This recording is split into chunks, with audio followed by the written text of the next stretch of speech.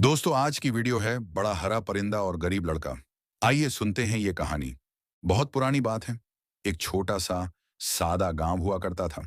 ये गांव चारों तरफ से घने पेड़ों से घिरा था और वहां हमेशा मिट्टी की वह सोंधी सोंधी खुशबू महकती रहती थी जो बारिश के बाद आती है। उसी गांव के बिल्कुल किनारे पर, जहां से घने जंगल की सरहद शुरू होती थी, एक पुराना मगर बहुत ही मजबूत सा घर खड़ा था। यह घर किसी सीमेंट या लोहे से नहीं, बल्कि एक इंसान की बरसों की मेहनत और पसीने से बना था। इस घर में 3 लोग रहते थे। कल्लू दादा, उनकी बीवी नाजी दादी और उनका इकलौता जवान बेटा नुमैर। कल्लू दादा का असली नाम क्या था, यह तो शायद गांव में किसी को ठीक से याद भी नहीं था। जब से गांव वालों ने होश संभाला, उन्हें कल्लू दादा ही कहते आए थे। वह एक लंबे चौड़े और मजबूत कद काठी के आदमी थे। उम्र की वजह से अब उनका जिस्म थोड़ा झुक जरूर गया था, मगर उनकी आंखों में आज भी वही चमक और तेजी थी जो कभी जंगल के सबसे ऊंचे और मजबूत पेड़ों को काटते वक्त हुआ करती थी। गांव वाले कल्लू दादा को जंगल का साथी कहते थे। उन्होंने अपनी जिंदगी के तकरीबन 45 साल उसी जंगल में लकड़ियां काट काट कर गुजारे थे। उनका रोज का एक ही रूटीन था।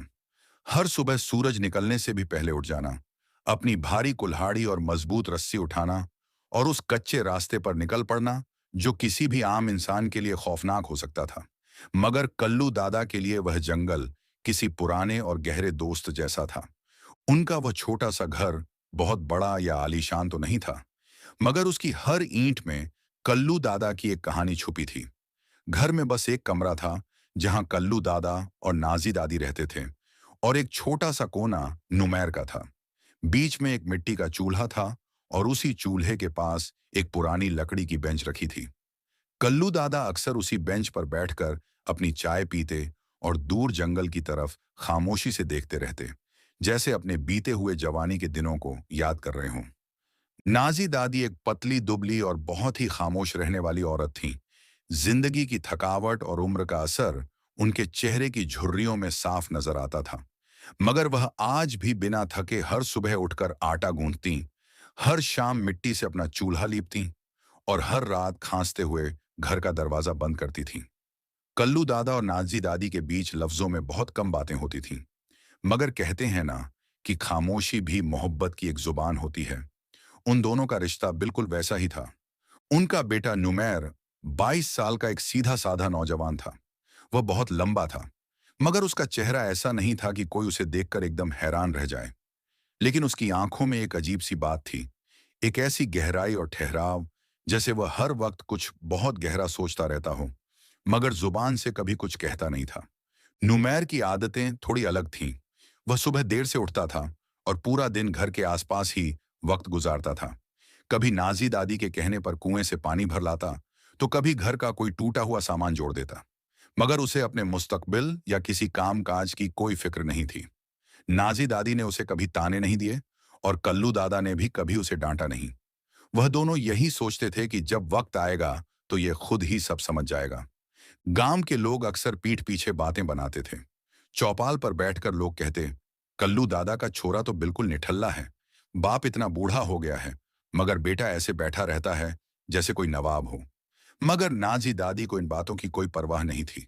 वह हमेशा यही कहती थी, मेरा बेटा बहुत शरीफ है। वह ना तो किसी की बकरी चुराता है और ना ही किसी के साथ बदतमीजी करता है। मेरे लिए बस इतना ही काफी है। नुमैर की दुनिया बस उसके माँ बाप और उस छोटे से घर तक ही महदूद थी। उसे लोगों की भीड़ में जाना, गांव की चौपाल पर बैठना या मेलों में घूमना बिल्कुल पसंद नहीं था। कुछ लोग कहते थे कि इस लड़के के दिमाग में कुछ गड़बड़ है, मगर कोई कभी कुछ साबित नहीं कर पाया। फिर एक बार कड़ाके की सर्दियों के दिन आए। मौसम बहुत सर्द था। सुबह सुबह आंगन में इतनी गहरी धुंध उतर आती थी कि दोपहर तक सूरज की शक्ल नजर नहीं आती थी। इस कड़ाके की ठंड ने कल्लू दादा की हड्डियों पर अपना असर दिखाना शुरू कर दिया था। अब जैसे ही वह कुल्हाड़ी उठाते, उनकी कमर में एक अजीब सा दर्द होता और आंखों के सामने अचानक अंधेरा छा जाता। एक दिन नाजी दादी ने फिक्रमंद होकर कहा, अब बस करो, जंगल जाना छोड़ दो। जितनी लकड़ियां काटनी थीं, काट लीं। अब तुम्हारी उम्र नहीं रही इन भारी कामों की। कल्लू दादा हल्के से हंसे और बोले, नाजी, मर्द जब तक अपने पैरों पर चल सकता है, वह चलता है। जब बिल्कुल गिर जाऊंगा, तब सोचूंगा काम छोड़ने की। नुमैर वहीं पास बैठा था। वह चुपचाप सब सुनता रहा, जैसे यह बातें उसके लिए हो ही नहीं रही हों। उसी शाम कल्लू दादा जंगल गए थे। वह ज्यादा दूर नहीं गए, बस घर के पास ही लकड़ियां काट रहे थे। मगर जब वह वापस लौटे तो उनके हाथ में कुल्हाड़ी नहीं थी। उनके हाथ बुरी तरह कांप रहे थे और इतनी ठंड में भी उनके माथे पर पसीना चमक रहा था। क्या हुआ? नाजी दादी घबरा कर भागी। नुमैर भी एकदम अपनी जगह से उठ खड़ा हुआ। कुछ नहीं, बस थोड़ी सांस फूल गई है, कल्लू दादा ने चारपाई पर गिरते हुए कहा। मगर उस दिन के बाद से कल्लू दादा रोज बीमार रहने लगे। कभी उनकी सांस फूलने लगती तो कभी पूरे बदन में तेज दर्द होता। अब उनके लिए ज्यादा देर तक सीधा खड़ा रहना भी मुश्किल हो गया था। रात को चारपाई पर लेटकर वह अक्सर सोचते कि अब शायद वक्त आ गया है कि घर की जिम्मेदारी नुमैर के कंधों पर डाल दी जाए। मगर नुमैर में कोई बदलाव नहीं दिख रहा था।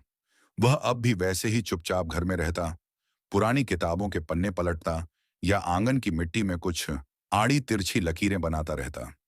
क्या सोचता रहता है ये लड़का हर वक्त? नाजी दादी कई बार कल्लू दादा से पूछती, मगर वह सिर्फ अपना सर हिलाकर रह जाते। एक दिन सर्दी की एक बहुत ही ठंडी और धुंधली सुबह थी। चारों तरफ कोहरा ऐसा फैला था जैसे मौसम भी किसी गहरी सोच में डूबा हुआ हो। उस पुरानी मिट्टी की झोपड़ी में उस सुबह कुछ अजीब सी खामोशी और उदासी छाई हुई थी। आंगन में नाजी दादी अंगीठी के पास बैठकर बाजरे का आटा गूंथ रही थीं। उनके हाथ ठंड से सुन्न हो रहे थे, इसलिए वह बार बार आग की तरफ हाथ सेंकती। मगर उनकी नजरें बार बार उस कोने की चारपाई पर जा रही थीं, जहां कल्लू दादा लेटे हुए थे। आज का दिन बाकी दिनों से अलग था। जो कल्लू दादा हर रोज सुबह सबसे पहले उठकर अपनी कुल्हाड़ी और रस्सी उठाते थे, आज वह अपनी चारपाई पर ऐसे लेटे थे जैसे पूरी तरह टूट चुके हों। जब नुमैर सुबह सोकर उठा तो उसकी नजर भी सबसे पहले अपने अब्बा पर पड़ी। उसने देखा कि कल्लू दादा की आंखें खुली हैं, मगर वह बस छत की तरफ देख रहे हैं। उन्होंने आज ना तो कुल्हाड़ी उठाई, न पानी भरा और न ही जंगल की तरफ देखा। नुमैर कुछ पल वहीं खड़ा रहा, फिर वह धीरे से आंगन में आ गया। उसने नाश्ता किया, मगर उसका दिल बेचैन था। अब्बा आज जंगल क्यों नहीं गए? क्या तबीयत ज्यादा खराब है? वो मां से पूछने की हिम्मत नहीं कर पाया, मगर उसकी आंखें नाजी दादी के चेहरे से जवाब ढूंढने की कोशिश कर रही थीं। जब न्यूमैर ने देखा कि काफी वक्त गुजर गया और कल्लू दादा अपनी जगह से हिले तक नहीं, तो वह आहिस्ता आहिस्ता उनके पास गया। अब्बा, तबीयत ठीक है? नुमैर ने बहुत धीमी आवाज में पूछा। कल्लू दादा ने बेटे का चेहरा देखा और उनके होठों पर एक बहुत ही फीकी सी मुस्कान आ गई। उन्होंने हाथ के इशारे से नुमैर को अपने बिल्कुल करीब बुलाया। नुमैर बेटा, कल्लू दादा की आवाज में एक कंपन था। उनका झुर्रियों से भरा चेहरा और सूजी हुई आंखें देखकर नुमैर को अंदर तक तकलीफ महसूस हुई। जी अब्बा, उसने जवाब दिया। कल्लू दादा ने एक लंबी सांस ली और आंखें बंद करते हुए बोले, बेटा, अब यह जिस्म मेरा साथ नहीं दे रहा। हड्डियां जवाब दे चुकी हैं। अब वह ताकत नहीं रही कि एक ही वार में दरख्त गिरा दूं। अब तो कुल्हाड़ी उठाने का ख्याल ही मुझे थका देता है। नुमैर खामोश रहा। उसने आज तक अपने मजबूत बाप को इतना बेबस कभी नहीं देखा था। कल्लू दादा ने आगे कहा, सारी उम्र मैंने इन जंगलों में लकड़ियां काटी हैं। उसी से हमारे घर में रोटी आई, ये घर बना, तुम्हारे लिए कपड़े और किताबें आईं। मगर बेटा, अब उस जंगल से मेरा सफर खत्म हो चुका है। अब यह रिश्ता तुम्हें निभाना है। नुमैर ने गर्दन झुका ली। उसके पास कोई अल्फाज नहीं थे। तुम जवान हो, ताकतवर हो। कल्लू दादा की आवाज थोड़ी सख्त हुई। अब तुम्हारी माँ और यह घर तुम्हारी तरफ देख रहा है। लकड़ी काटना कोई आसान काम नहीं है। शुरू शुरू में तुम्हारे हाथ छिलेंगे, खून निकलेगा, पूरा बदन दर्द करेगा। मगर जब एक बार आदत पड़ जाएगी तो वही खौफनाक जंगल तुम्हारा दोस्त बन जाएगा। इतना कहकर वह चुप हो गए। पूरे कमरे में एक भारी सन्नाटा छा गया। नुमैर ने एक गहरी सांस ली और धीरे से कहा, मैं समझ गया अब्बा। उसकी आंखों में एक नई चमक थी। कल्लू दादा ने खुश होकर उसके सिर पर हाथ रखा और बोले, शाबाश बेटा, मुझे तुमसे यही उम्मीद थी। पीछे खड़ी नाजी दादी ने यह सब सुन लिया था। उनके हाथ में आधी पकी रोटी थी, मगर उनकी आंखों में एक सुकून था। अगली सुबह जब आसमान अभी पूरी तरह रोशन भी नहीं हुआ था, नुमैर कुल्हाड़ी कंधे पर रखे जंगल की तरफ निकल पड़ा। घर से निकलते वक्त उसे ऐसा महसूस हुआ जैसे वह कोई नया जन्म ले रहा हो। जंगल का रास्ता बिल्कुल सुनसान था। सिर्फ नुमैर के कदमों की आहट उस खामोशी को चीर रही थी। चलते चलते वह उस जगह पहुंच गया जो कल्लू दादा ने बताई थी। वहां कई ऊंचे ऊंचे और मजबूत पेड़ कतार में खड़े थे। कल्लू दादा ने खास तौर पर समझाया था कि हमेशा उन पेड़ों की शाखें काटना जो नीचे की तरफ झुकी हों, ताकि पूरा पेड़ ना काटना पड़े। नुमैर एक पुराने पेड़ के पास जाकर खड़ा हो गया। उसकी शाखें नीचे की तरफ लटकी हुई थीं। उसने कुल्हाड़ी को मजबूती से पकड़ा। वह वार करने ही वाला था कि अचानक उसकी नजर ऊपर गई और उसके हाथ हवा में ही रुक गए। पेड़ की ऊपरी शाखों पर सैकड़ों परिंदे चुपचाप बैठे थे। वहां कोई चहचहाहट नहीं थी, कोई शोर नहीं था। वह सब बस न्यूमैर को ही देख रहे थे। उन परिंदों में कुछ बहुत अजीब थे। वह आकार में बहुत बड़े थे। उनके पर बिल्कुल गहरे काले रंग के थे। मगर उनमें से एक परिंदा सबसे अलग था। वह था बड़ा हरा परिंदा। उसके परों का रंग इतना गहरा और चमकदार हरा था कि वह अंधेरे में भी चमक रहा था। वह बड़ा हरा परिंदा बिल्कुल सीधा नुमैर की आंखों में देख रहा था। बिना पलक झपकाए नुमैर के दिल में एक अजीब सी हलचल हुई। उसके दिमाग में अचानक एक ख्याल आया। अगर मैंने यह पेड़ काट दिया तो इन सब का घोंसला तबाह हो जाएगा। जो छोटे बच्चे घोंसले में हैं वह जमीन पर गिरकर मर जाएंगे। उसे बचपन का वह वाकया याद आ गया जब उसने एक टूटा हुआ घोंसला देखा था जिसमें नन्हे परिंदे मरे हुए थे और उनकी मां चीख रही थी। नुमैर का दिल कांप गया। उसने खुद से कहा, नहीं, मैं किसी का घर उजाड़ कर अपने घर की रोटी नहीं चला सकता, चाहे मुझे आज खाली हाथ ही क्यों ना लौटना पड़े। उसने अपनी कुल्हाड़ी धीरे से नीचे रख दी। वह उसी पेड़ की जड़ से पीठ टिकाकर बैठ गया और काफी देर तक उन परिंदों और उस बड़े हरे परिंदे को देखता रहा। सूरज निकल आया था। धूप पत्तों से छनकर नीचे आ रही थी। कुछ देर बाद नुमैर उठा, कुल्हाड़ी कंधे पर रखी और बिना एक भी लकड़ी काटे वापस घर की तरफ चल पड़ा। जब वह घर पहुंचा और खाली हाथ मां के सामने खड़ा हुआ तो नाजी दादी कुछ नहीं बोली। कल्लू दादा ने भी जब यह सुना तो उन्होंने सिर्फ एक गहरी सांस ली और कहा, कभी कभी इंसान की असलियत बाहर आने में वक्त लगता है। मगर न्यूमैर के अंदर अब एक अजीब सी बेचैनी पैदा हो गई थी। वह बड़ा हरा परिंदा और उसकी खामोश आंखें नुमैर के जहन से निकल ही नहीं रही थीं। 3 दिन तक नुमैर घर में ही रहा। घर में खामोशी और उलझन बढ़ती जा रही थी। कल्लू दादा की आंखें रोज दरवाजे की तरफ देखतीं कि शायद आज बेटा लकड़ियां लेकर लौटेगा। तीसरे दिन की सुबह नुमैर फिर कुल्हाड़ी उठाकर जंगल की तरफ निकल पड़ा। आज उसके कदमों में कोई मंजिल नहीं थी, बस एक कशमकश थी। जब वह उसी जगह उसी पेड़ के पास पहुंचा तो उसका दिल धक से रह गया। पेड़ के नीचे मिट्टी पर एक टूटा हुआ घोंसला पड़ा था। उसके पास हल्के रंग के छोटे छोटे पर बिखरे थे जिन पर खून के ताजे निशान थे। दो नन्हे परिंदों के बेजान जिस्म वहां मिट्टी में सने पड़े थे। नुमैर की आंखों के सामने अंधेरा छा गया। कुल्हाड़ी उसके हाथ से छूटकर गिर गई। वह वहीं घुटनों के बल बैठ गया। तभी पत्तों में सरसराहट हुई। नुमैर ने ऊपर देखा। उसी पेड़ की एक शाख पर वह बड़ा हरा परिंदा बैठा था। आज वह बिल्कुल अकेला था। उसके चमकीले हरे पर धूप में अजीब सी रोशनी दे रहे थे। वह अपनी गर्दन हल्की सी तिरछी करके नुमैर को देख रहा था। ऐसा लग रहा था जैसे वह कोई सवाल पूछ रहा हो। नुमैर अपनी जगह से खड़ा हो गया। बड़े हरे परिंदे ने अपने भारी पंख फैलाए और एक अजीब सी आवाज निकालते हुए उड़ने लगा। मगर वह गांव की तरफ नहीं, बल्कि जंगल के उस गहरे और खौफनाक हिस्से की तरफ उड़ रहा था जहां जाने की हिम्मत आज तक किसी गांव वाले ने नहीं की थी। परिंदा बार बार मुड़कर देखता, जैसे न्यूमैर को अपने पीछे आने का इशारा कर रहा हो। न्यूमैर ने अपनी कुल्हाड़ी वहीं जमीन पर छोड़ दी। उसके पास अब कोई खौफ नहीं था। उसने तय कर लिया था कि वह इस बड़े हरे परिंदे के पीछे पीछे जाएगा, चाहे यह रास्ता उसे मौत के मुंह में ही क्यों ना ले जाए। नुमैर उस बड़े हरे परिंदे के पीछे पीछे जंगल के उस हिस्से में दाखिल हो गया जहां गांव का कोई भी शख्स जाने की हिम्मत नहीं करता था। रास्ता बहुत ही घना और डरावना था। जैसे जैसे वह आगे बढ़ता जा रहा था, पेड़ और भी ऊंचे और घने होते जा रहे थे। सूरज की रोशनी तो जैसे वहां पहुंच ही नहीं पाती थी। हर तरफ कांटेदार झाड़ियां, उलझी हुई बेलें और पैरों के नीचे सूखी पत्तियों की खड़खड़ाहट थी। हवा में एक अजीब सी नमी और सन्नाटा था जो किसी को भी डरा सकता था। मगर नुमैर के दिल में कोई खौफ नहीं था। उसकी नजरें बस उस बड़े हरे परिंदे पर टिकी थीं, जो हवा में रास्ता बनाते हुए आगे उड़ रहा था। काफी दूर चलने के बाद जंगल के बिल्कुल बीचों बीच परिंदा एक जगह जाकर रुक गया। नुमैर भी वहीं ठहर गया। सामने एक बहुत ही पुराना और बहुत बड़ा पेड़ था। उसका तना इतना मोटा था कि शायद 5-6 आदमी मिलकर भी उसे अपनी बाहों में ना घेर पाएं। उस पेड़ की जड़ें जमीन से बाहर निकली हुई थीं, जैसे कोई बहुत पुराने राज को छुपाए बैठी हों। हरे परिंदे ने पेड़ की एक जड़ के पास जाकर अपनी चोंच से मिट्टी को कुरेदना शुरू किया और फिर उड़कर एक ऊंची शाख पर बैठ गया।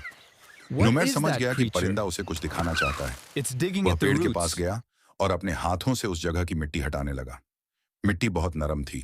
थोड़ी ही देर खोदने के बाद नुमैर की उंगलियों से कोई सख्त चीज टकराई। उसने ध्यान से मिट्टी हटाई तो अंदर एक पुरानी सी लकड़ी की छोटी डिबिया दबी हुई थी। डिबिया पर बहुत सी धूल और मिट्टी लगी थी, मगर वह बिल्कुल सही सलामत थी। नुमैर का दिल जोर से धड़कने लगा। उसने उस डिबिया को अपने कपड़ों से साफ किया और बिना खोले अपनी कमीज के अंदर छुपा लिया। उसने एक बार ऊपर बैठे हरे परिंदे को देखा, जो उसे ही देख रहा था, और फिर चुपचाप घर की तरफ लौट पड़ा। घर पहुंचकर न्यूमैर ने वह डिबिया अपनी चारपाई के नीचे छुपा दी। उसने ना तो कल्लू दादा को कुछ बताया और ना ही नाजी दादी से कोई जिक्र किया। वह बस चुपचाप ख्यालों में गुम रहा। अगली सुबह जब कोहरा अभी भी छाया हुआ था, नुमैर फिर से उठा। नाजी दादी ने हमेशा की तरह उसकी पोटली में रोटियां, गुड़ और चटनी बांध दी। दादी की आंखें अपने बेटे से बहुत कुछ पूछना चाहती थीं, मगर वह हमेशा की तरह खामोश रही। नुमैर जंगल के उसी रास्ते पर निकल पड़ा, मगर आज उसके कंधे पर कुल्हाड़ी नहीं थी। आज वह लकड़ियां काटने नहीं, बल्कि एक नया रिश्ता निभाने जा रहा था। जब वह उस जगह पहुंचा जहां पहले दिन वह परिंदों को देखकर रुक गया था, तो उसने जमीन पर बैठकर अपनी पोटली खोली। उसने रोटियों के छोटे छोटे टुकड़े किए और उन्हें चारों तरफ जमीन पर बिखेर दिया। थोड़ी ही देर में आसपास से छोटी छोटी चिड़ियां, तोते और मैना फुदकते हुए आ गए और रोटियां खाने लगे। और फिर आसमान से एक भारी फड़फड़ाहट की आवाज आई। दूर से हरे परिंदों का एक पूरा झुंड उड़ता हुआ आया। उनके बिल्कुल बीच में वही बड़ा हरा परिंदा था। वह नीचे उतरा और बाकी परिंदों के साथ मिलकर रोटी चुगने लगा। नुमैर को यह देखकर बहुत सुकून मिला। जब सब परिंदे रोटियां खा चुके, तो बड़ा हरा परिंदा नुमैर के बिल्कुल करीब आया। उसने अपने पंजों में कोई चीज पकड़ी हुई थी। परिंदे ने वह चीज नुमैर के सामने रख दी। यह एक और लकड़ी की डिबिया थी, मगर यह कल वाली डिबिया से थोड़ी बड़ी थी। नुमैर ने हैरानी से परिंदे को देखा। परिंदे ने एक अजीब सी आवाज निकाली और उड़ गया। नुमैर ने वह डिबिया भी अपनी झोली में रख ली और घर लौट आया। घर आकर उसने इसे भी चारपाई के नीचे छुपा दिया। तीसरे दिन भी बिल्कुल ऐसा ही हुआ। नुमैर ने परिंदों को रोटियां खिलाईं और इस बार बड़े हरे परिंदे ने उसे तीसरी डिबिया दी, जो बाकी दोनों से ज्यादा भारी थी। नुमैर जब घर लौटा, नाजी दादी ने दरवाजे पर उसे देखकर आज पूछ ही लिया, क्या लाया है बेटा, आज जंगल से? नुमैर कुछ नहीं बोला। वह सीधा आंगन में गया और अपनी चारपाई के नीचे से पुरानी दोनों डिब्बियां भी निकाल लाया। कल्लू दादा भी अपनी चारपाई से उठकर आंगन में आ गए। तीनों लोग जमीन पर बैठ गए। नुमैर ने धीरे से पहली छोटी डिबिया का ढक्कन खोला। अंदर एक सफेद कपड़े में कुछ लिपटा हुआ था। जैसे ही उसने वह कपड़ा हटाया, सबकी आंखें खुली की खुली रह गईं। उसके अंदर एक बहुत बड़ा, बेहद चमकदार सफेद मोती रखा था। उसकी चमक इतनी तेज थी कि पूरा आंगन जगमगा उठा। वह कोई आम मोती नहीं था। फिर नुमैर ने दूसरी डिबिया खोली। उसमें भी वैसा ही एक बड़ा मोती था। जब तीसरी भारी डिबिया खोली गई, तो उसमें से भी बिल्कुल वैसा ही एक मोती निकला। 3 डिब्बियां और 3 नायाब मोती। नाजी दादी के मुंह से कोई लफ्ज नहीं निकला। वो बस उन मोतियों को देखती रहीं। कल्लू दादा, जिन्होंने अपनी पूरी जिंदगी में शायद चांदी का सिक्का भी मुश्किल से देखा था, उनके हाथ कांपने लगे। उन्होंने एक मोती को बहुत ही एहतियात से उठाया और कहा, नुमैर, यह कोई आम मोती नहीं है। मैंने पुरानी कहानियों में सुना है कि ऐसे मोती सिर्फ बादशाहों के खजाने में होते हैं। कुछ देर की खामोशी के बाद कल्लू दादा ने एक फैसला किया। उन्होंने कहा, कल सुबह मैं शहर जाऊंगा। वहां के सबसे बड़े बाजार में किसी बड़े सुनार को यह एक मोती दिखाऊंगा। देखते हैं इसकी क्या कीमत मिलती है। नुमैर ने हामी भरी, लेकिन उसका दिमाग अभी भी उस घने जंगल और उस बड़े हरे परिंदे की तरफ उलझा हुआ था। अगली सुबह जब आंख खुली तो घर का माहौल रोज से बिल्कुल अलग था। उस छोटी सी झोपड़ी में बरसों से जो एक फिक्र और उदासी छाई रहती थी, वो आज जैसे कहीं गायब हो गई थी। हल्की हल्की ठंड थी और आसमान पर अभी भी कोहरे की सफेद चादर तनी हुई थी। मिट्टी के चूल्हे से उठने वाले धुएं की खुशबू पूरे आंगन में फैल रही थी। लेकिन आज नुमैर के दिल में कोई बोझ नहीं था। रात को जो 3 मोती उसने देखे थे, उनकी चमक अब भी उसकी आंखों और जहन में बसी हुई थी। अब जंगल जाना उसके लिए कोई मजबूरी या काम नहीं रह गया था, बल्कि यह तो उस बड़े हरे परिंदे और बाकी परिंदों के साथ उसका एक गहरा रिश्ता बन चुका था। नाजी दादी ने हमेशा की तरह सुबह सुबह रोटियां बनाई। एक पुराने सूती कपड़े में रोटियों के साथ थोड़ी सी चटनी, गुड़ और थोड़ा सा नमक बांधकर एक पोटली तैयार की। नाजी दादी के चेहरे पर आज एक अजीब सा सुकून था। उन्हें अब यकीन हो गया था कि उनका बेटा जंगल लकड़ियां काटने नहीं, बल्कि किसी और ही काम से जाता है। जब नुमैर घर से निकलने लगा तो कल्लू दादा ने उसे रोका और बड़ी नरमी से कहा, बेटा नुमैर, आज मैं शहर जा रहा हूं। इन 3 मोतियों में से एक मोती आज मैं उस बड़े सुनार को दिखाऊंगा। देखते हैं कि इस शहर के बाजार में इसकी क्या कीमत लगती है। तुम जंगल जाओ, अपना ख्याल रखना, मैं शाम तक लौट आऊंगा। नुमैर ने मुस्कुराकर सिर हिलाया। ठीक है अब्बा, आप भी शहर के रास्ते पर संभल कर जाइएगा। इतना कहकर नुमैर ने अपनी वो कुल्हाड़ी कंधे पर रखी, जिसका इस्तेमाल उसने पिछले कई दिनों से किया ही नहीं था, और जंगल की तरफ चल पड़ा। जंगल का रास्ता अब नुमैर को बहुत अपना अपना सा लगने लगा था। वो पेड़ों को, वहां की पगडंडियों को और हवा की सरसराहट को पहचानने लगा था। जब वो अपनी रोज वाली जगह पर पहुंचा तो नजारा देखने लायक था। पेड़ों की डालियों पर सैकड़ों परिंदे बैठे थे। कुछ छोटे, कुछ बड़े, तोते, मैना और ना जाने कौन कौन से रंग बिरंगे परिंदे। नुमैर ने कुल्हाड़ी नीचे रखी, इत्मीनान से जमीन पर बैठा और अपनी पोटली खोल ली। उसने रोटियों के छोटे छोटे टुकड़े किए और अपने चारों तरफ बिखेर दिए। देखते ही देखते सारे परिंदे नीचे आ गए और चहचहाते हुए दाना चुगने लगे। नुमैर की नजरें किसी को ढूंढ रही थीं, और तभी कुछ देर बाद वही बड़ा हरा परिंदा नीचे उतरा। उसकी चाल में आज भी वही नजाकत और ठहराव था। नुमैर के होठों पर एक बड़ी सी मुस्कान आ गई। उसने रोटियों के कुछ खास टुकड़े अपने हाथ में लिए और उस बड़े हरे परिंदे के सामने रख दिए। वो परिंदा भी बिना किसी डर के नुमैर के पास आया और आराम से रोटियां खाने लगा। नुमैर घंटों वहीं बैठा रहा, उनसे बातें करता रहा, जैसे वो कोई इंसान हो। दूसरी तरफ कल्लू दादा शहर के बड़े बाजार में पहुंच चुके थे। शहर का शोरगुल, तांगों की आवाजें और लोगों की भीड़ देखकर वो थोड़े घबरा रहे थे। उन्होंने अपनी पूरी जिंदगी जंगल की खामोशी में गुजारी थी। वो पूछते पूछते शहर के सबसे बड़े और मशहूर सुनार की दुकान पर पहुंचे। दुकान बहुत बड़ी थी। कल्लू दादा झिझकते हुए अंदर गए। सुनार अपनी गद्दी पर बैठा कुछ हिसाब लगा रहा था। उसने इस फटे पुराने कपड़ों वाले बूढ़े को देखा तो उसे लगा कोई मांगने वाला आ गया है। क्या है बाबा, यहां क्या कर रहे हो? सुनार ने थोड़ी रूखी आवाज में पूछा। कल्लू दादा ने घबराते हुए अपने कुर्ते की जेब से वो सूती कपड़ा निकाला। बाबूजी, मुझे यह बेचना है, जरा देखकर बताएंगे कि इसके कितने पैसे मिल जाएंगे? सुनार ने बेदिली से वो कपड़ा अपने हाथ में लिया, लेकिन जैसे ही उसने उस कपड़े की गांठ खोली और मोती को बाहर निकाला, उसकी आंखें फटी की फटी रह गईं। दुकान के बाहर से आती हुई सूरज की रोशनी जब उस मोती पर पड़ी तो उसकी चमक से सुनार का चेहरा चमक गया। सुनार के हाथ कांपने लगे। उसने फौरन दराज से एक छोटा सा शीशा निकाला और उस मोती को हर तरफ से बारीकी से देखने लगा। बाबा जी, सुनार की आवाज अब बिल्कुल बदल चुकी थी। उसमें एक अजीब सी हैरानी और घबराहट थी। यह यह मोती आपको कहां से मिला? यह तो कोई आम मोती है ही नहीं। यह तो किसी बहुत बड़ी रियासत के खजाने की चीज लगती है। मैंने अपनी पूरी जिंदगी में इतना बेदाग, इतना बड़ा और इतना चमकदार मोती नहीं देखा। कल्लू दादा खामोश रहे। उन्होंने बस इतना कहा, आप इसकी कीमत बता दीजिए बाबूजी। सुनार ने गहरी सांस ली और बोला, बाबा जी, इसकी सही कीमत तो शायद मैं भी ना लगा पाऊं, लेकिन मैं आपको इसके बदले इतना सोना, इतनी चांदी और इतने पैसे दूंगा जितना आपने कभी ख्वाब में भी नहीं सोचा होगा। कल्लू दादा ने सोने चांदी को नहीं देखा, बस चुपचाप सिर हिला दिया। सुनार ने फौरन अपने नौकरों को दौड़ाया।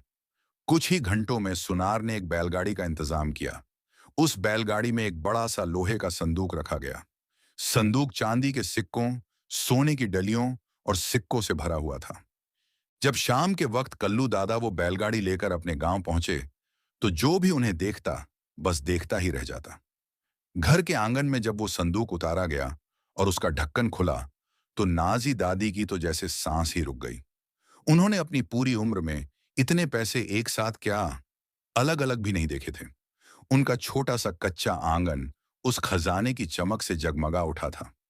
उसी वक्त नुमैर भी जंगल से घर वापस लौटा, लेकिन आज वो अकेला नहीं था। उसकी चाल में एक अजीब सी मस्ती थी और उसके सिर के ऊपर आसमान में सैकड़ों परिंदों का एक झुंड उड़ रहा था। वो सारे परिंदे उसके पीछे पीछे घर तक आ गए थे। बड़ा हरा परिंदा जाकर घर की मुंडेर पर बैठ गया और बाकी परिंदे आंगन की दीवारों पर। नुमैर ने घर में घुसते ही वो खजाना देखा। कल्लू दादा ने हंसते हुए कहा, बेटा, यह सिर्फ एक मोती का कमाल है। अब हमारी सारी परेशानियां खत्म हो गईं। नुमैर ने अपनी मां की तरफ देखा और एक बात कही, अम्मा, आज से यह परिंदे मेरे मेहमान हैं। अब से मैं इन्हें सिर्फ सूखी रोटियां नहीं खिलाऊंगा। आप अंदर से सबसे अच्छा अनाज निकाल कर लाइए। नाजी दादी खुशी खुशी अंदर गईं और एक बड़ी सी टोकरी में गेहूं, बाजरा और चावल भरकर ले आईं। नुमैर ने वो सारा अनाज आंगन में बिखेर दिया।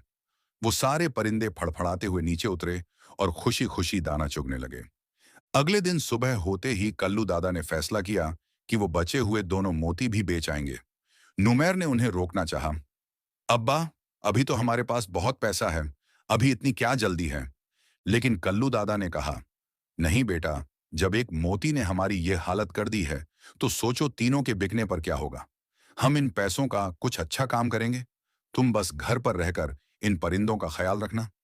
कल्लू दादा फिर से शहर गए और शाम को जब लौटे, तो इस बार उनके साथ एक नहीं बल्कि दो गधे थे, जिन पर दौलत से भरे भारी संदूक लदे हुए थे।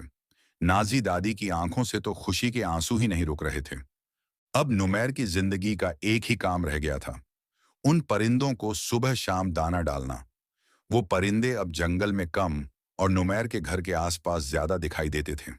अगली सुबह जब नुमैर आंगन में बैठा परिंदों को दाना खिला रहा था, तो अचानक हवा में एक तेज फड़फड़ाहट हुई। सबने ऊपर देखा। वो बड़ा हरा परिंदा सीधा नुमैर के सामने आकर जमीन पर रुका। आज उसकी आंखों में एक अलग ही चमक थी। उसने दाना खाने की बजाय एक अजीब सी आवाज निकाली। ये आवाज बहुत गहरी थी। नुमैर समझ गया कि आज यह परिंदा कुछ कहना चाहता है। परिंदे ने अपनी गर्दन एक खास दिशा की तरफ घुमाई, जंगल के उस हिस्से की तरफ जहां नुमैर को पहली डिबिया मिली थी। वो बार बार उसी तरफ इशारा कर रहा था। नुमैर मुस्कुराया और बोला, मेरे दोस्त, आज तुम मुझे कहां ले जाना चाहते हो? चलो, मैं तुम्हारे साथ चलने को तैयार हूं। नुमैर उठ खड़ा हुआ। बड़ा हरा परिंदा आगे आगे उड़ने लगा और नुमैर उसके पीछे पीछे चलने लगा। बाकी सारे परिंदे भी उनके पीछे आसमान में उड़ने लगे। ये सफर आसान नहीं था। वो जंगल के उस हिस्से में जा रहे थे जहां दिन में भी अंधेरा लगता था। बड़ी बड़ी कांटेदार झाड़ियां, ऊंचे ऊंचे दरख्त और अजीब सी खामोशी। नुमैर के पैरों में कांटे चुभ रहे थे, लेकिन वो रुका नहीं। वो बस उस बड़े हरे परिंदे के साथ चलता रहा। चलते चलते वो लोग एक पहाड़ की तलहटी में पहुंचे। वहां पत्थरों के बीच एक बहुत पुरानी और बड़ी सी गुफा बनी हुई थी। गुफा का दरवाजा काई और बेलों से ढका हुआ था। बड़ा हरा परिंदा बिना रुके उस गुफा के अंदर चला गया। नुमैर एक पल के लिए गुफा के दरवाजे पर झिझका। अंदर बिल्कुल अंधेरा था, लेकिन फिर वो भी गुफा के अंदर दाखिल हो गया। अंदर घुसते ही थोड़ी दूर तक अंधेरा था, लेकिन जैसे जैसे वो आगे बढ़ा, उसे एक अजीब सी रोशनी दिखाई देने लगी। यह किसी आग या सूरज की रोशनी नहीं थी, बल्कि एक सफेद ठंडी सी चमक थी। जब वो गुफा के बिल्कुल बीचों बीच पहुंचा, तो वहां का नजारा देखकर उसकी सांसें रुक गईं। पूरी गुफा मोतियों से भरी हुई थी। जमीन पर पत्थरों के कोनों में हर तरफ वही सफेद, बड़े और चमकदार मोती बिखरे पड़े थे। ये बिल्कुल वैसे ही मोती थे जैसे उसे उन 3 लकड़ी की डिबियों में मिले थे। सैकड़ों की तादाद में, सोना चांदी सब था। नुमैर कुछ देर तो बस पत्थर जैसा बनकर खड़ा रहा। फिर उसने जल्दी से अपनी कमर से अपना बड़ा सा सूती रुमाल खोला और जमीन पर बैठ गया। वो एक एक करके मोती उठाने लगा। हैरानी की बात यह थी कि वो सारे परिंदे भी अपनी चोंच में एक एक मोती उठाकर नुमैर के रुमाल में डालने लगे। थोड़ी ही देर में उसका रुमाल मोतियों से इतना भर गया कि उसे उठाना मुश्किल हो रहा था। नुमैर ने उस रुमाल की मजबूत गांठ बांधी, उसे अपनी पीठ पर लादा और गुफा से बाहर आ गया। गुफा में अब भी बहुत सारे मोती बचे हुए थे, लेकिन नुमैर ने लालच नहीं किया। जब वो घर पहुंचा तो कल्लू दादा और नाजी दादी आंगन में ही बैठे थे। नुमैर की पीठ पर इतना भारी गट्ठर देखकर वो हैरान रह गए। नुमैर ने गट्ठर जमीन पर रखा और उसकी गांठ खोल दी। जैसे ही सैकड़ों मोती जमीन पर फैले, कल्लू दादा अपनी जगह से खड़े हो गए। उनकी आंखें फटी की फटी रह गईं। बेटा, ये सब क्या है? ये खजाना तुम्हें कहां से मिला? नुमैर ने पूरी कहानी तफसील से बता दी कि कैसे वो गुफा तक गया और वहां ऐसे हजारों मोती पड़े हैं। कल्लू दादा का तजुर्बेकार दिमाग फौरन खतरे को भांप गया। उन्होंने बहुत संजीदगी से कहा, बेटा नुमैर, ये बात अब हम तीनों के अलावा कोई और ना जाने, और तुम आज के बाद उस गुफा की तरफ कभी मत जाना। नुमैर ने अपने अब्बा की बात मान ली। अब कल्लू दादा के पास दौलत की कोई कमी नहीं थी, लेकिन वो इंसान मिट्टी से जुड़े हुए थे। उन्होंने उस पैसे को सिर्फ अपने घर तक महदूद नहीं रखा। उन्होंने सबसे पहले अपने घर को पक्का बनवाया, लेकिन उसके बाद उन्होंने अपने गांव की तरफ देखा। गांव में बहुत गरीबी थी। लोग कच्चे और टूटे घरों में रहते थे। कल्लू दादा ने गांव के सब लोगों को इकट्ठा किया और कहा, मेरे पास कहीं से कुछ पैसा आया है और यह पैसा मैं तुम सब पर खर्च करना चाहता हूं। हम मिलकर इस गांव को बदलेंगे। देखते ही देखते पूरे गांव का नक्शा बदलने लगा। जो घर मिट्टी के थे, वो ईंटों के पक्के मकान बन गए। गांव की गलियां सुधर गईं। कल्लू दादा ने अपने पैसों से गांव के बीचों बीच एक बड़ा सा स्कूल बनवाया, ताकि गांव के बच्चे पढ़ लिख सकें। जो लोग भूखे सोते थे, उनके घरों में राशन पहुंचाया जाने लगा। पूरे इलाके में उस गांव का नाम खुशहाल नगर पड़ गया। नुमैर ने अपने घर के पीछे एक बहुत बड़ा और खूबसूरत बाग बनवाया। यह बाग सिर्फ उन परिंदों के लिए था। वहां हर तरफ मीठे फलों के पेड़ लगाए गए, पानी पीने के लिए छोटे छोटे कुंड बनवाए गए और बैठने के लिए खास जगहें बनाई गईं। वो सारे परिंदे और वो बड़ा हरा परिंदा अब उसी बाग में रहते थे। नुमैर अपना पूरा दिन उन्हीं के साथ गुजारता। दिन, महीने और फिर कुछ साल गुजर गए। खुशहाल नगर को बसाने और लोगों की मदद करने में कल्लू दादा ने पानी की तरह पैसा बहाया था। एक दिन जब कल्लू दादा ने अपना वो बड़ा संदूक खोला, तो देखा कि मोतियों से आई हुई सारी दौलत अब लगभग खत्म होने वाली है। स्कूल चलाने, गांव वालों की मदद करने और इतने बड़े गांव की देखभाल के लिए अब और पैसों की जरूरत थी। कल्लू दादा ने संदूक के सबसे निचले हिस्से से वो थैली निकाली, जिसमें अभी भी नुमैर के लाए हुए लगभग 100 मोती बचे हुए थे। उन्होंने नुमैर से कहा, बेटा, गांव के लोगों की भलाई का काम रुकना नहीं चाहिए। अब दौलत खत्म हो रही है। आज मैं यह सारे के सारे मोती लेकर शहर जा रहा हूं। उस सुनार को यह सब एक साथ बेच दूंगा, ताकि हमारे पास फिर से इतना पैसा आ जाए कि आगे कभी कोई दिक्कत ना हो। नुमैर को थोड़ी फिक्र हुई। अब्बा, 100 मोती एक साथ, ये बहुत बड़ी बात हो जाएगी। लेकिन कल्लू दादा ने कहा, डरने की कोई बात नहीं है बेटा।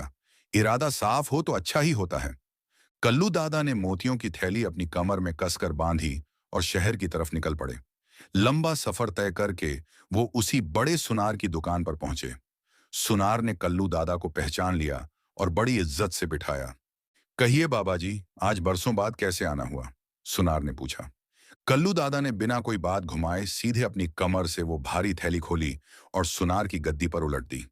जैसे ही 100 चमकते हुए बेदाग और कीमती मोती सुनार के सामने गिरे, सुनार के तो जैसे होश ही उड़ गए। वो अपनी जगह से उछल पड़ा। उसकी सांसें तेज चलने लगीं। वो कांपते हाथों से मोतियों को छू रहा था। उसे अपनी आंखों पर यकीन नहीं हो रहा था। बाबा जी, सुनार ने अपना माथा पकड़ लिया। ये क्या है? इतने सारे मोती, वो भी इस कदर कीमती? बाबा जी, मैं सच कह रहा हूं। अगर मैं अपनी पूरी दुकान, अपना घर, अपनी सारी जमीन जायदाद भी बेच दूं ना, तब भी मैं इन सारे मोतियों की कीमत अदा नहीं कर सकता। मेरे पास इतनी हैसियत ही नहीं है कि मैं इन्हें खरीद सकूं। कल्लू दादा परेशान हो गए। तो फिर मैं क्या करूं बाबूजी? मुझे तो पैसों की सख्त जरूरत है। सुनार ने कुछ देर गहराई से सोचा और फिर थोड़ा घबराते हुए बोला, बाबा जी, इस पूरे इलाके में सिर्फ एक ही इंसान है जो इन मोतियों को खरीद सकता है, और वो हैं हमारे शहर के बादशाह। ये मोती सीधे शाही खजाने के लायक हैं। अगर आप कहें तो मैं कल सुबह आपको अपने साथ बादशाह के महल ले चलूं। वहां आपको इनकी मुंहमांगी कीमत मिल जाएगी। कल्लू दादा को बादशाह और महल का नाम सुनकर थोड़ी घबराहट तो हुई, लेकिन गांव वालों का ख्याल आते ही उन्होंने हिम्मत जुटाई। ठीक है बाबूजी, अगर यही एक रास्ता है तो कल हम बादशाह के दरबार में चलेंगे। तय यह हुआ कि अगली सुबह दोनों मिलकर महल जाएंगे। कल्लू दादा उस रात अपने घर वापस आ गए। जब उन्होंने नाजी दादी और नुमैर को यह बात बताई, तो नाजी दादी डर के मारे पीली पड़ गईं। बादशाह का महल? अरे वहां तो बड़े बड़े वजीर और सिपाही होते हैं। हम गरीब लोग वहां कैसे जाएंगे? कहीं कोई मुसीबत ना आ जाए। नाजी दादी की आवाज कांप रही थी। नुमैर ने भी अपनी मां का साथ दिया। हाँ अब्बा, अम्मा ठीक कह रही हैं। इतने कीमती मोती देखकर बादशाह के मन में कोई शक ना पैदा हो जाए। लेकिन कल्लू दादा ने सबको तसल्ली दी। तुम लोग बेकार में फिक्र कर रहे हो। हमने किसी का कुछ चुराया थोड़ी है। हम सच बताएंगे, मोती बेचेंगे और वापस आ जाएंगे। अगली सुबह जब सूरज अभी पूरी तरह निकला भी नहीं था, कल्लू दादा अपनी थैली कसकर बांधे शहर पहुंच गए। सुनार उनका इंतजार कर रहा था। दोनों ने साथ मिलकर बादशाह के महल की तरफ चलना शुरू किया। जैसे जैसे वो महल के करीब पहुंच रहे थे, कल्लू दादा के पैरों की रफ्तार धीमी होती जा रही थी। महल की वो बदलों को छूती हुई पत्थर की दीवारें और वो लोहे का इतना बड़ा दरवाजा जिसे खोलने के लिए कई सिपाहियों की जरूरत पड़ती थी। यह सब देखकर एक आम इंसान का दिल तो वैसे ही दहल जाए। दरवाजे पर पहरेदारों ने उन्हें रोका। सुनार ने बताया कि उनके पास बादशाह के लिए कुछ बहुत कीमती चीज है। पहरेदारों ने उनकी तलाशी ली और फिर उन्हें अंदर जाने की इजाजत दे दी। अंदर से महल और भी ज्यादा डरावना और बड़ा लग रहा था। लंबे लंबे बरामदे, दीवारों पर लटकी हुई तलवारें और हर तरफ खड़े खूंखार दिखने वाले सिपाही। दोनों को दरबार आम में लाया गया। दरबार खचाखच भरा हुआ था। ऊंचे तख्त पर बादशाह सलामत बैठे थे। उनके सिर पर एक बहुत ही कीमती ताज था और उनका चेहरा बहुत ही रौबदार और सख्त लग रहा था। तख्त के बिल्कुल नीचे उनका वजीर खास खड़ा था। जब पुकार हुई तो सुनार और कल्लू दादा कांपते कदमों से आगे बढ़े। बादशाह ने अपनी भारी आवाज में पूछा, तुम कौन हो और हमारे दरबार में क्या लेकर आए हो? कल्लू दादा का गला सूख रहा था। उन्होंने बड़ी मुश्किल से कहा, बादशाह सलामत, मैं एक बहुत ही गरीब लकड़हारा हूं। मैं आपके पास कुछ मोती लेकर आया हूं। बादशाह ने अपने वजीर को इशारा किया। वजीर नीचे आया और कल्लू दादा के हाथ से वो थैली लेकर उसने बादशाह के सामने तख्त पर रख दी। बादशाह ने जैसे ही उस थैली को खोला और अंदर हाथ डालकर मुट्ठी भर मोती बाहर निकाले, दरबार में एकदम सन्नाटा छा गया। सब लोग उन मोतियों की चमक देखकर हैरान थे। लेकिन बादशाह के चेहरे पर हैरानी नहीं, बल्कि अचानक एक बहुत तेज गुस्सा उतर आया। उसकी भौहें तन गईं। उसने एक मोती को अपनी दो उंगलियों के बीच पकड़कर बिल्कुल अपनी आंखों के करीब किया और फिर अचानक पूरी ताकत से चिल्लाया, सिपाहियों, इन दोनों को गिरफ्तार कर लो। इन्हें फौरन जंजीरों में जकड़ दो। बादशाह की यह भयानक आवाज सुनकर पूरे दरबार में हलचल मच गई। कल्लू दादा तो डर के मारे जमीन पर ही गिर पड़े। सुनार हाथ जोड़कर रोने लगा। बादशाह सलामत, माफ कीजिए, मेरा कोई कसूर नहीं है। ये मोती मेरे नहीं हैं, ये तो इस बूढ़े के हैं। मैं तो बस इसे यहां तक लाया था। सिपाही दौड़ कर आए और उन्होंने कल्लू दादा और सुनार को पकड़ लिया। बादशाह अपनी जगह से खड़ा हो गया। उसकी आंखें गुस्से से लाल थीं। उसने कल्लू दादा की तरफ उंगली उठाते हुए कहा, सच सच बताए बूढ़े, ये मोती तेरे पास कहां से आए? वरना आज इसी दरबार में तेरा सिर धड़ से अलग कर दिया जाएगा। कल्लू दादा बुरी तरह कांप रहे थे। उन्हें कुछ समझ नहीं आ रहा था कि अचानक यह क्या हो गया। लेकिन उन्होंने हिम्मत करके कहा, बादशाह सलामत, मैं आपको सब सच बताने को तैयार हूं, लेकिन मेरी एक इल्तजा है। ये बात मैं इतने लोगों के सामने नहीं बता सकता। आप मुझे अकेले में सुन लीजिए। बादशाह ने कुछ देर कल्लू दादा की डरी हुई लेकिन सच्ची आंखों को देखा। फिर उसने दरबारियों से कहा, सब बाहर जाओ, हम इस लकड़हारे से अकेले में बात करेंगे। जब पूरा दरबार खाली हो गया और सिर्फ बादशाह, वजीर, सुनार और कल्लू दादा रह गए, तो बादशाह ने कल्लू दादा को बोलने का इशारा किया। कल्लू दादा ने शुरू से लेकर आखिर तक एक एक बात बिल्कुल सच सच बता दी।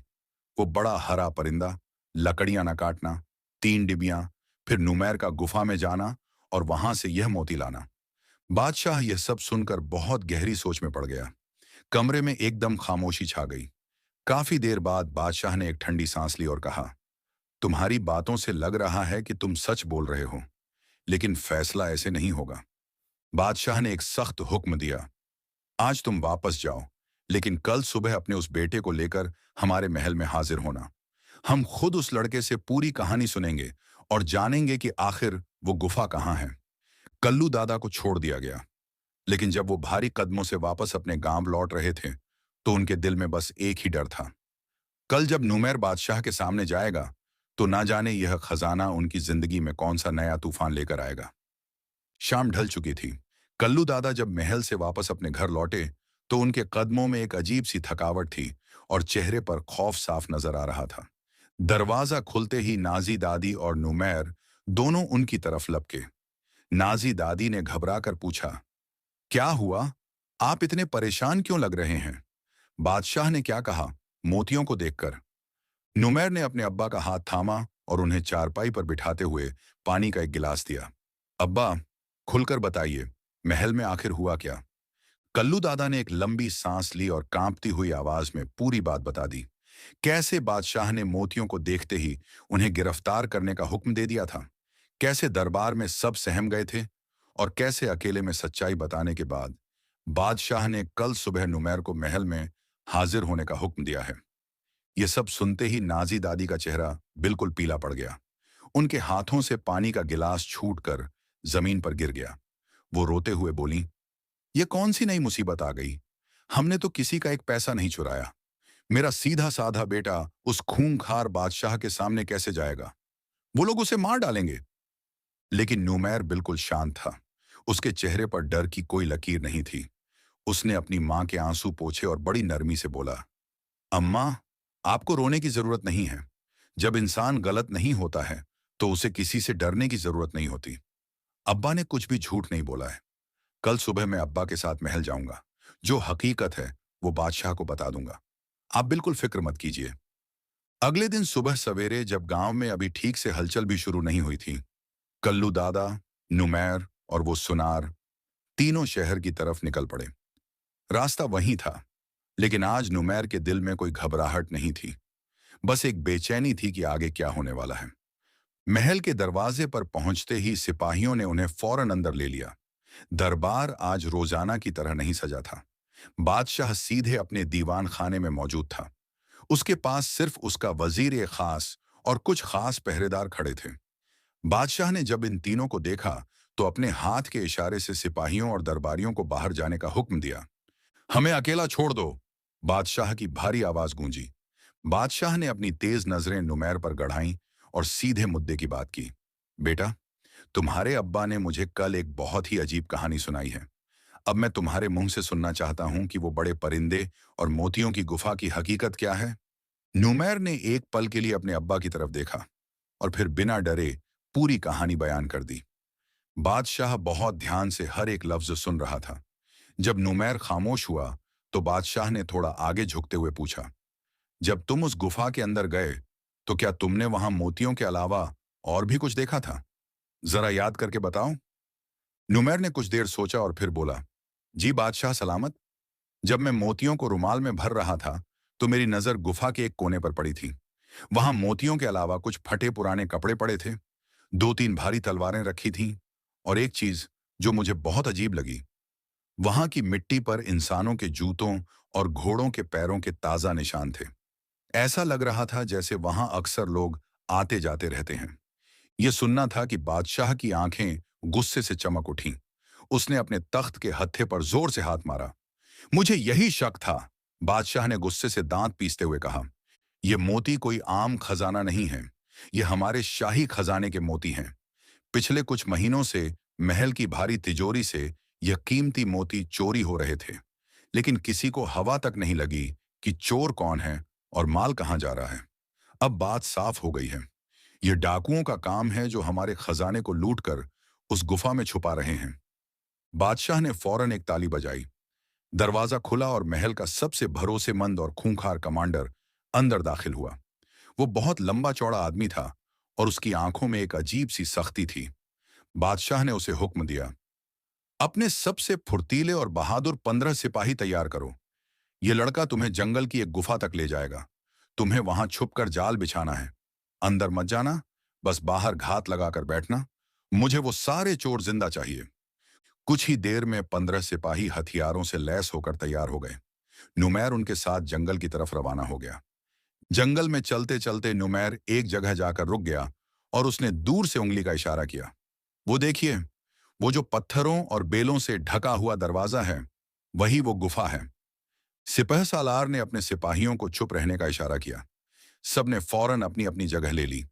कुछ बड़े पेड़ों के पीछे छुप गए, कुछ झाड़ियों में लेट गए। नुमैर को भी एक सुरक्षित जगह पर छुपा दिया गया। करीब 1 घंटे तक सिर्फ झिंगुरों की आवाजें आती रहीं और तभी दूर से घोड़ों की टापों की आवाजें आने लगीं। सूखे पत्तों के कुचलने की आवाजें तेज होती गईं।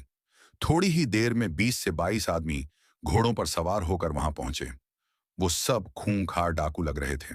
उनमें से एक डाकू, जो उनका सरदार लग रहा था, जोर से हंसा और बोला, आज तो मजा आ गया। बादशाह की तिजोरी का ऐसा ताला तोड़ा है कि किसी को कानो कान खबर नहीं होगी। यह 7 मोती और अंदर रख दो। जब सही वक्त आएगा तो इन्हें किसी दूसरे मुल्क में जाकर बेचेंगे। जैसे ही वो सब घोड़े से नीचे उतरे और गुफा के दरवाजे की तरफ बढ़े, सिपह सालार ने जोर से एक सीटी बजाई। पलक झपकते ही चारों तरफ से सिपाही उन डाकुओं पर टूट पड़े। डाकू बिल्कुल हैरान रह गए। उन्हें संभलने का मौका ही नहीं मिला। तलवारें म्यान से निकलने से पहले ही सिपाहियों ने उन्हें जमीन पर पटक दिया। एक छोटी सी लेकिन बहुत तेज लड़ाई हुई। कुछ डाकू जख्मी हुए, लेकिन सिपाहियों की ताकत और अचानक हुए हमले की वजह से एक भी डाकू बचकर नहीं भाग पाया। सिपह सालार ने गुफा के अंदर जाकर देखा तो वहां शाही खजाने की कई चीजें पड़ी थीं। महल के नक्शे, पुराने ताले और वो कीमती मोती। रातों रात उन सभी डाकुओं को भारी जंजीरों में जकड़कर सीधा बादशाह के महल की काल कोठरी में डाल दिया गया। अगली सुबह महल का माहौल देखने लायक था। आज दरबार आम नहीं, बल्कि खास दरबार लगा था और पहरा बहुत सख्त था। हर दरवाजे पर नंगी तलवारें लिए सिपाही खड़े थे। दरबार के बिल्कुल बीचों बीच वो 22 डाकू भारी जंजीरों में बंधे खड़े थे। उनके कपड़ों पर खून और मिट्टी के निशान थे। बादशाह अपने ऊंचे तख्त पर गुस्से के साथ बैठा था। तख्त के बिल्कुल पास ही वजीर खड़ा था, लेकिन आज वजीर के चेहरे का रंग उड़ा हुआ था। उसके माथे पर पसीने की बूंदें साफ चमक रही थीं। बादशाह ने अपनी तेज नजरें डाकुओं पर डाली और सख्त आवाज में बोला, तुम सबकी मौत तो तय है, लेकिन मैं यह जानना चाहता हूं कि इस महल की तिजोरी तक तुम लोग पहुंचे कैसे? इतनी भारी सुरक्षा के बावजूद तुमने महल के अंदर कैसे कदम रखा? बिना किसी अंदरूनी गद्दार के ऐसा नामुमकिन है। मुझे उस गद्दार का नाम बताओ। सारे डाकू बिल्कुल चुप रहे। वो इधर उधर देखते, लेकिन उनकी नजरें बार बार एक ही इंसान की तरफ जाती थीं, वजीर की तरफ। बादशाह का गुस्सा अब काबू से बाहर हो रहा था। उसने फिर से कहा, मैं यहां बैठा हूं, मेरी तरफ देखो और उस गद्दार का नाम बताओ। तभी वजीर अचानक आगे बढ़ा। उसने अपनी तलवार की मूठ पर हाथ रखा और बादशाह से बोला, बादशाह सलामत। ये सब बहुत शातिर चोर हैं। ये कुछ नहीं बोलेंगे। ये बस हमारा वक्त बर्बाद कर रहे हैं। आप मुझे इजाजत दें, मैं अभी अपने हाथों से इन सब की गर्दनें धड़ से अलग कर देता हूं। यह सुनते ही बादशाह की भौहें तन गईं। उसने वजीर को घूरते हुए कहा, अपनी हद में रहो वजीर। तुम महल के वजीर हो, कोई जल्लाद नहीं। जब तक मैं हुक्म ना दूं, इस दरबार में कोई तलवार नहीं निकलेगी। पीछे हटो। वजीर घबराकर वापस अपनी जगह पर चला गया, लेकिन उसकी बेचैनी साफ छुप नहीं रही थी। बादशाह ने आखिरी बार डाकुओं से कहा, अगर तुमने आज सच नहीं बताया तो तुम्हारी ऐसी हालत की जाएगी कि तुम मौत के लिए भीख मांगोगे। तभी अचानक एक बहुत ही अजीब वाकया हुआ। दरबार की एक ऊंची खिड़की से फड़फड़ाहट की तेज आवाज आई। सबने अपनी गर्दनें ऊपर की। एक बड़ा हरा परिंदा तेजी से उड़ता हुआ सीधा दरबार के अंदर आ गया था। यह वही परिंदा था जो नुमैर का दोस्त था। परिंदे ने पूरे दरबार का एक चक्कर लगाया और फिर अचानक किसी तीर की तरह तेजी से नीचे की तरफ झपट्टा मारा। उसने सीधा उस डाकुओं के सरदार पर हमला किया और अपनी तेज नुकीली चोंच सरदार की दाईं आंख पर दे मारी। सरदार दर्द से बुरी तरह चीख पड़ा और जमीन पर गिर गया। आह, मेरी आंख! वो परिंदा वापस उड़कर तख्त के ऊपर लगी एक लकड़ी की बल्ली पर जाकर बैठ गया और बड़ी शांति से नीचे देखने लगा। सरदार जमीन पर तड़प रहा था। उसका खून बह रहा था। उसने तड़पते हुए वजीर की तरफ देखा और चिल्लाकर बोला, अब जब यह वजीर हमें अपने हाथों से कत्ल ही करना चाहता है, तो मैं भी चुप नहीं रहूंगा। मैं सब कुछ सच सच बताऊंगा। पूरे दरबार में सन्नाटा छा गया। सब सांसें रोककर सुनने लगे। उसने बादशाह की तरफ देखकर कहा, बादशाह सलामत, उस गद्दार का नाम आपके सामने ही खड़ा है। ये वजीर ही वो इंसान है जिसने हमारे साथ मिलकर महल को लूटा है। वजीर जोर से चिल्लाया, यह झूठ है। यह नीच डाकू मुझे फंसाने की कोशिश कर रहा है। बादशाह सलामत, आप इस पर यकीन मत कीजिए। लेकिन बाकी डाकू भी अब बोलने लगे। एक डाकू बोला, यह बिल्कुल सच है। इसी वजीर ने हमें महल के अंदर के सारे नक्शे दिए थे। किस दिन कौन सा सिपाही छुट्टी पर होगा, तिजोरी का नया ताला कैसा होगा, यह सब हमें यही बताता था। दूसरा डाकू बोला, चोरी करने के बाद हर बार शहर के बाहर पुराने खंडर में यह हमसे मिलने आता था। आधा माल इसका होता था और आधा हमारा। इसी ने हमें भरोसा दिलाया था कि आप कभी इस पर शक नहीं करेंगे। बादशाह का चेहरा गुस्से से लाल हो चुका था। उसकी नसें तन गई थीं। उसने अपनी उंगली वजीर की तरफ उठाई और पूरी ताकत से चिल्लाया, गिरफ्तार करो इस गद्दार को। सिपाही फौरन आगे बढ़े। वजीर ने बचने की कोशिश की, लेकिन 4 मजबूत सिपाहियों ने उसे दबोच लिया और उसके हाथों में जंजीरें पहना दी। बादशाह ने नफरत से वजीर की तरफ देखा और कहा, मैंने तुझ पर महल में भरोसा किया, तुझे अपना दायां हाथ समझा, और तू ही मेरे महल की जड़ें काट रहा था। इसे ले जाओ और किले की सबसे अंधेरी और गहरी काल कोठरी में डाल दो, और इन डाकुओं को भी ले जाओ। इनका फैसला बाद में होगा। दरबार का माहौल थोड़ा शांत हुआ। बादशाह अपनी जगह पर वापस बैठा। उसने लंबी सांस ली और फिर अपनी नजरें कल्लू दादा की तरफ घुमाईं। कल्लू दादा अब भी डरे हुए एक कोने में खड़े थे। बादशाह ने कहा, ए लकड़हारे, तुमने बहुत सारे मोती बाजार में बेचे हैं। वो दौलत तुमने कैसे इस्तेमाल की? कहीं उन पैसों से तुमने ऐश और आराम की चीजें तो नहीं खरीद ली? कोई बड़ा महल तो खड़ा नहीं कर लिया? कल्लू दादा आगे आए। उनके चेहरे पर अब डर नहीं, बल्कि एक अजीब सा सुकून था।